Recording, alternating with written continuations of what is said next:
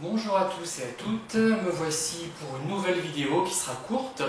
Je voulais faire un effet spectaculaire comme dans le roman gothique, vous connaissez certainement, qui s'inspire d'ailleurs du moine de Lewis, Melmoth ou l'homme errant, d'un certain Mathurin.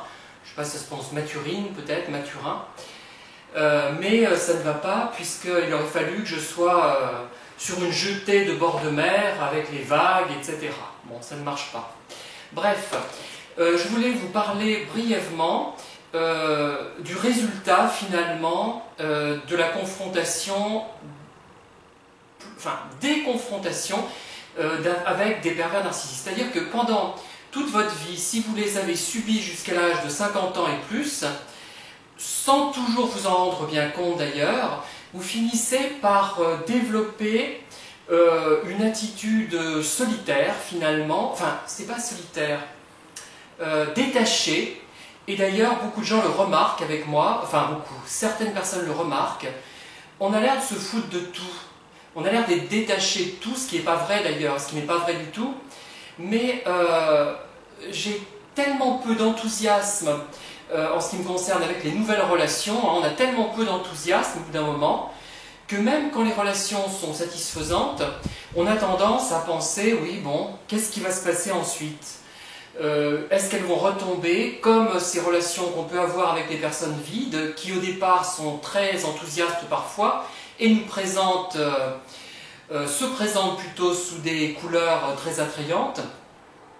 Ou alors, est-ce que ça va être encore quelqu'un qui veut s'amuser vraiment, non. C'est vrai que ça fatigue si bien qu'on a tendance, enfin je pense, moi en l'occurrence, et d'autres aussi, je crois aussi, à privilégier les activités que l'on peut réussir seul, comme je vous l'ai seriné maintes fois, tout ce qu'on peut réussir seul, sans l'aide de quiconque finalement, ou sans avoir trop besoin d'une tierce personne, on va tendance à développer ça, à faire des promenades soit avec le conjoint évidemment, soit seul quand ce n'est pas le conjoint. On va limiter son champ d'action à quelques amis, on n'a pas besoin d'en avoir plus. C'est aussi lié à l'avancée en âge, la fatigue de créer de nouvelles relations qui ne mènent à rien, on a l'expérience des choses. Ce sont soit des personnes fades, soit des pervers, soit des personnes manipulatrices, soit des personnes qui entrent en relation avec vous par impulsion, comme si c'était une impulsion sexuelle, vous voyez, qui retombe, bah oui, comme dans... Enfin, je ne vais pas vous expliquer plus. Et donc, ça ne... Bof, on est bien plus heureux finalement tout seul, et on arrive finalement à ne pas être seul. Donc, l'activité créative pour certains, et d'autre part, il y a l'activité, la création de l'autre. Cette création, elle est finalement, ces créations plutôt, puisqu'on va se fier, enfin comment dire, s'intéresser à plusieurs types de créations, que ce soit des créations musicales, picturales, livresques, on va s'y intéresser, et donc toutes ces créations, ces dizaines de livres qu'on lit, ces centaines de tableaux qu'on regarde, ces musiques que l'on va écouter, elles vont nous renvoyer aux autres finalement. Vous voyez, c'est une manière de communiquer quand même avec les autres sans en avoir les inconvénients. C'est important ça, communiquer avec quelqu'un sans inconvénients, c'est s'intéresser à leurs livres, à leurs peintures, à leur musique, et aussi s'intéresser aux morts comme je le fais moi-même. Hein. Ce n'est pas par hasard, il ne faut pas vous imaginer que c'est uniquement par hasard, c'est parce que je m'intéresse à l'après-vie, je m'intéresse à ce qui se passe après la mort, sans tomber dans les inepties, je le dis, tant pis si ça vexe des gens, ça les fera peut-être évoluer et penser les inepties de la religion, enfin du moins certaines inepties, tout n'est peut-être pas inepte, mais une partie du discours est inepte, il faut dire ce qui est. Le fait aussi qu'un mort n'est pas contrariant, on peut rêver à la relation qu'on aurait pu avoir avec un mort ou une morte, s'intéresser aussi à des personnages donc, qui sont morts depuis 100 ans, depuis 50 ans, ce n'est pas un hasard non plus. Hein. Si je me suis intéressé à des gens décédés, à des acteurs ou des actrices décédées par exemple, pour ne citer que cet exemple, c'est aussi parce que j'avais toujours eu peur d'être déçu si je les avais rencontrés. Si je m'intéresse à quelqu'un que je peux rencontrer, maintenant c'est possible, hein, grâce aux médias sociaux, on peut finalement échanger quelques paroles, je pense, quelques lignes avec un acteur, une actrice, un sportif, un peintre, un écrivain, que sais-je encore, mais j'avais tellement peur d'être déçu, mais très tôt dans la vie, vers 10-15 ans même, que je préférais les morts, parce que les morts, au moins, leur vie était stable, fixe, figée, fixée. On en apprenait suffisamment sur eux. Maintenant, dans les médias, sur Internet, on peut en apprendre suffisamment, ne pas être déçu, ne pas se rendre compte qu'un tel comme John Wayne, tiens, on a arrêté des expositions aux États-Unis concernant John Wayne, il était horriblement raciste et homophobe, si j'ai bien compris, notamment. Voilà, on peut faire le point sur cette personne et vérifier qu'elle en vaut la peine, parce que c'est très bien de voir un acteur ou une actrice, mais si on se rend compte au bout d'un moment, enfin moi si je me rends compte que sur bien des plans ce n'était pas quelqu'un d'intéressant, ben je cesse souvent de m'y intéresser, ou je m'y intéresse du moins.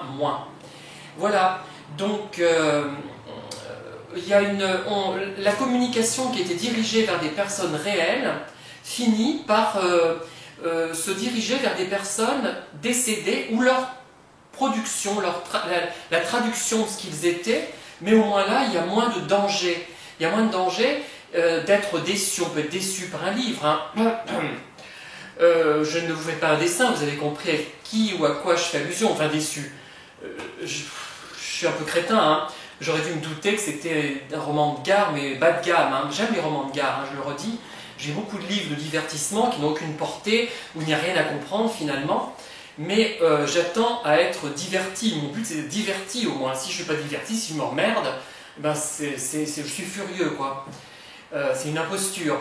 Et comme j'ai souvent, pas toujours, mais assez souvent les goûts d'une majorité quand même, faut pas le nier. Donc si moi-même je suis déçu, on peut supposer que d'autres vont l'être. Voilà. Donc ces échecs répétés en matière de relations humaines, que ce soit avec des personnes nulles, fades, enfin à mon sens, après il y en a qui peuvent les trouver passionnantes, ou avec des personnes manipulatrices ou perverses, nous éloignent des relations humaines, nous font nous retourner sur nous-mêmes. Nous avons en quelque sorte inclus en nous-mêmes des dizaines, des centaines, voire des milliers de personnes dont nous avons digéré en quelque sorte la production livresque, statuesque, littéraire, picturale et tout ce qu'on peut imaginer. Les autres sont en nous, mais ce sont des autres qui ne sont pas dérangeants. Nous nous intéressons aux autres par leur œuvre et à des autres, si possible, enfin en ce qui me concerne, morts. Voilà. Je sais que ce n'est pas bizarre en fait. Ne riez pas, c'est pas bizarre. C'est une nécessité vitale dont j'ai pris conscience très vite. J'étais très lucide. J'étais pas. Je crois, je sais pas. Il y a quelque chose qu'on ignore chez beaucoup de gens. On pense à l'intelligence scolaire, l'intelligence universitaire, mais il y a une autre forme d'intelligence que j'ai et que tout le monde n'a pas. Et moi je l'avais, cette intelligence étant gamin, cette forme d'intelligence je l'avais, je savais que je pouvais être déçu et pour éviter cette déception, je ne dis pas que je me retirais des relations, non, c'est pas le cas, puisque j'ai suffisamment rencontré de gens douteux pour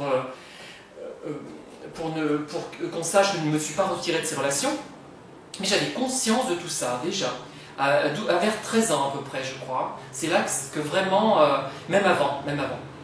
Voilà. Le mieux donc, vivre avec les autres, mais à travers leur œuvre, à travers le rêve à travers nos rêves aussi, et essayer vraiment de se faire une vie, pas forcément solitaire, mais avec des réalisations personnelles, quoi. Voilà, c'est tout, qui ne dépendent pas des autres. Et ne pas, moi j'y arrive de plus en plus. Avant, il y a un seul moyen dont j'aurais dit ça, ne pas s'impliquer dans les relations. J'aurais hurlé. Il y a un an, je n'étais pas capable de faire ça. Maintenant, ça m'ennuie. Enfin, bon, voilà. Je crois que j'ai à peu près tout dit, je ne vais pas en dire plus, je vais être très décevant sinon. Je vous remercie en tout cas de m'avoir écouté et je vous dis à très bientôt pour de nouvelles vidéos.